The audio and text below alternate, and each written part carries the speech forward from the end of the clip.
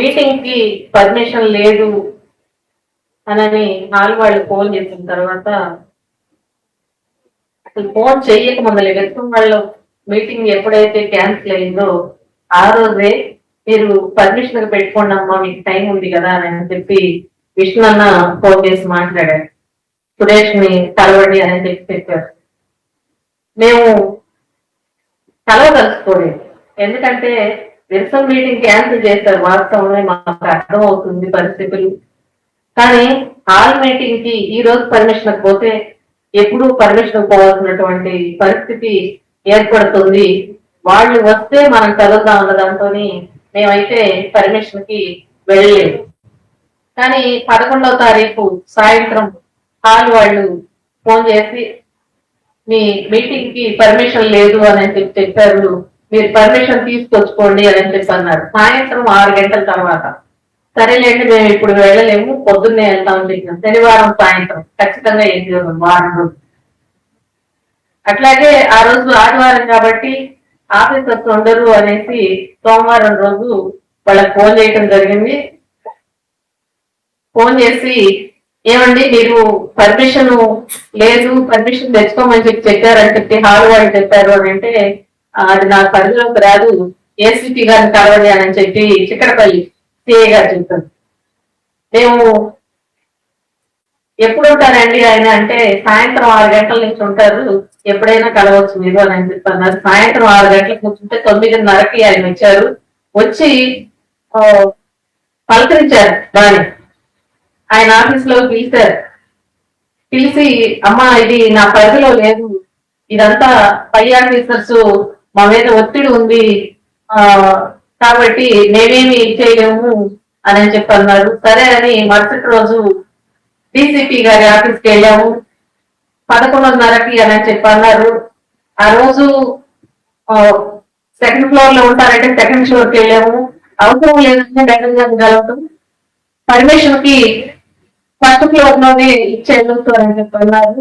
అక్కడికి వెళ్ళాము. అక్కడికి వెళ్ళి ఇచ్చి ఏంటండి మరి కొంచెం చెప్తారంటే లేదండి ఇంకా 4 రోజులు టైం ఉంది కాబట్టి మేము 4 రోజులకి చెప్తాంలేండి మీకు అని చెప్పారు. కానీ మేము అక్కడి నుంచి ఇంటికి వెళ్ళక ముందలే హాల్ నుంచి రమ్మారావు గారు నేను ఫోన్ చేసి మీ మీటింగ్ కి పర్మిషన్ లేదు అని చెప్పారమ్మా, మీ డబ్బులు మీరు తీసుకుని వెళ్ళిపోండి అని చెప్పన్నారు. సరేలేండి వస్తాంలే అని చెప్పి అక్కడేమో మనకు సంబంధం లేదని అంటారు, తర్వాత ఏమో మీటింగ్ క్యాన్సిల్ అంటారు, ఫోన్ చేస్తేనేమో మాకు తెలియదు అని చెప్పి మాట్లాడతారు. అప్పటికప్పుడు సురేష్ అన్నకి ఫోన్ చేసి మాట్లాడాము. తర్వాత ఆఫీస్కి వెళ్ళి కలిసాము. కలిసిన తర్వాత ఆయన సాయంత్రమే అన్ని రెడీ చేసి అట్టి పెట్టారు, కోర్టులో వేద్దామని చెప్పి అన్నారు. ఆ మరుసటి రోజు సాయంత్రం మళ్ళీ ఆయన సందేహం వచ్చింది. ఏంటంటే మేము రిజెక్ట్ చేయలేదు కదా అని చెప్పి వాళ్ళు అంటారు అనేసి ఆయన మాతో పాటు డీసీ ఆఫీస్ కి వచ్చి అక్కడ మేము ముందు రోజు ఇచ్చిన దాని మీదే కింద కొంచెం రాశారు. ఇట్లా మా పరిధిలో లేదు అని చెప్పి చక్కెరపల్లి పోలీస్ స్టేషన్ వాళ్ళంతా డీసీ ఆఫీస్ వస్తే ఇక్కడ పర్మిషన్ లెటర్ పెట్టి వెళ్ళగానే గంటలోనే రిజెక్ట్ చేశాము అని చెప్పి చక్కెరపల్లి ఎస్ఐ వెళ్ళి సుందరయ్య ఆఫీస్ లో చెప్పారు అని చెప్పి అంటున్నారు. మీరేమో వెళ్ళలేదు అని చెప్పి అంటారు. అంటే ముందు ఆయన ఫోన్ మాట్లాడారు, అది ప్రాసెస్ లో ఉంది అని చెప్పని మీరు మాట్లాడుతున్నారు.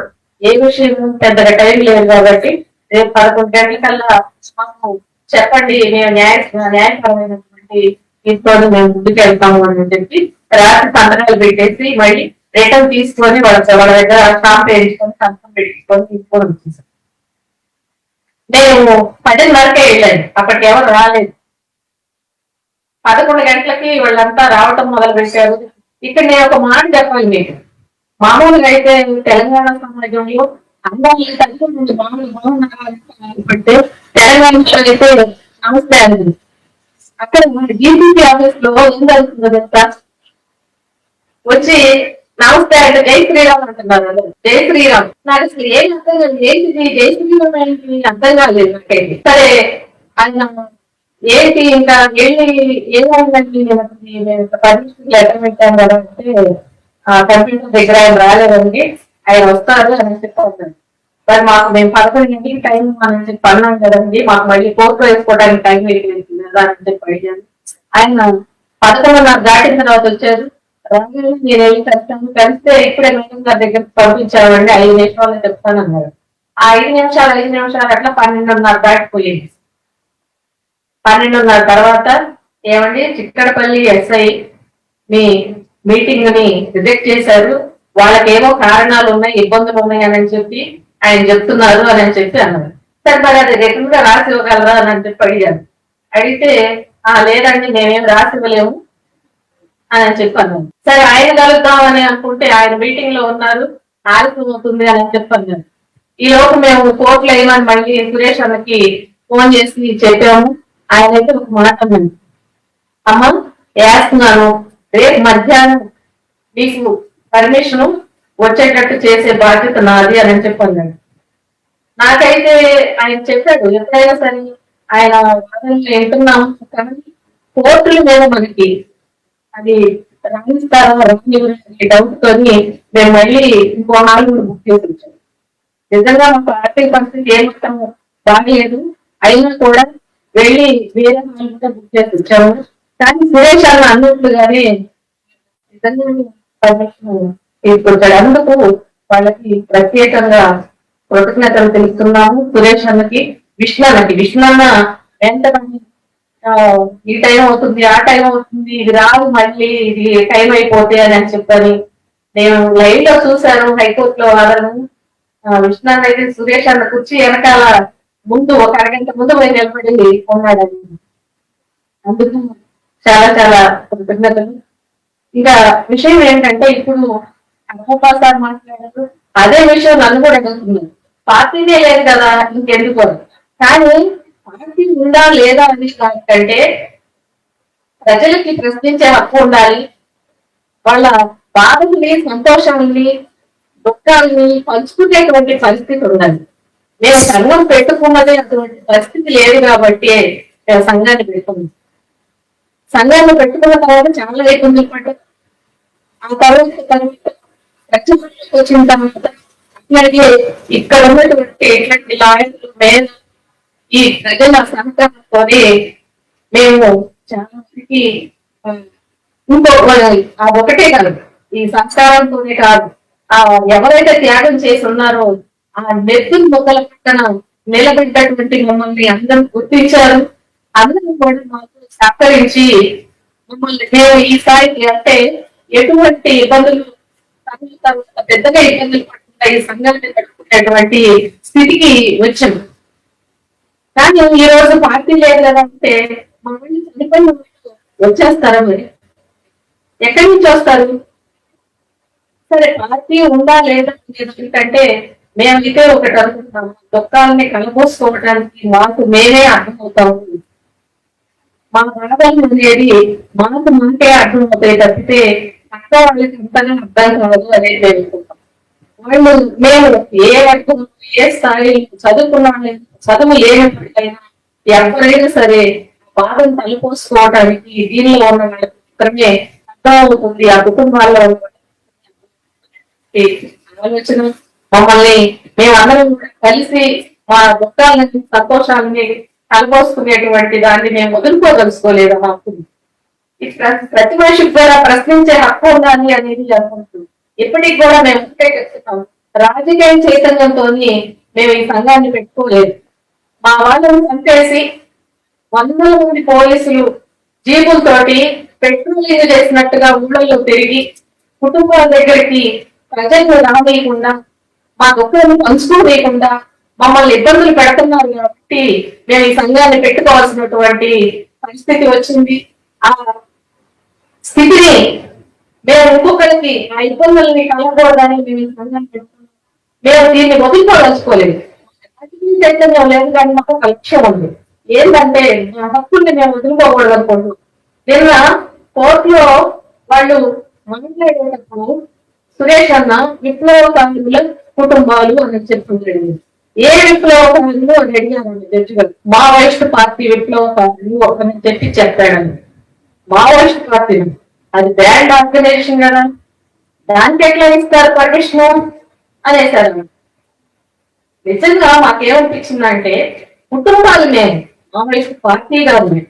ఇప్పుడు ఇందాక కూడా వాళ్ళు మీడియా వాళ్ళు అడిగితే చెప్పారు నేను మావోయిస్ట్ పార్టీ లేదా నక్సలైట్లు పీటు స్వామి ఎన్టీ రామారావు దగ్గర నుంచి ఇప్పుడు రేవంత్ రెడ్డి దాకా నక్సలైట్లే దేశభక్తులు మావోయిస్టులే దేశభక్తులు వాళ్ళు ఉండాలి అని నేను రేవంత్ రెడ్డి కూడా మాట్లాడేటువంటి రేవంత్ రెడ్డి నక్సలైట్లు ఉండాలి అందరూ ఉండాలి అని మాట్లాడి ఏదో ప్రజాస్వామ్యం చెప్పిన మనిషి ఈ రోజు మీటింగ్ రద్దు చేయడానికి సిద్ధపడ్డారు అని అంటే దాన్ని ఏ విధంగా చూడలేదు కూడా అర్థం చేసుకోవాల్సినటువంటి పరిస్థితి ఉంది.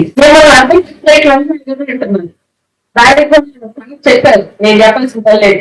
నక్సలైట్ అంటే ఎంత విలువలతో కూడిన వాళ్ళ పేరుని ఊరిని వాళ్ళ గుర్తింపు మొత్తం ప్రజల కోసం పోయి పండించినటువంటి దేని కొనుక్కోలేదు వాళ్ళు. వాళ్ళు కోరుకున్నది ఒకటే ప్రజలందరూ స్వేచ్ఛగా మంచిగా సంతోషంగా జీవించాలని కోరుకున్నారు. దానికోసం పాటుపడ్డారు మహిళల్లో మేము చెప్తున్నాం.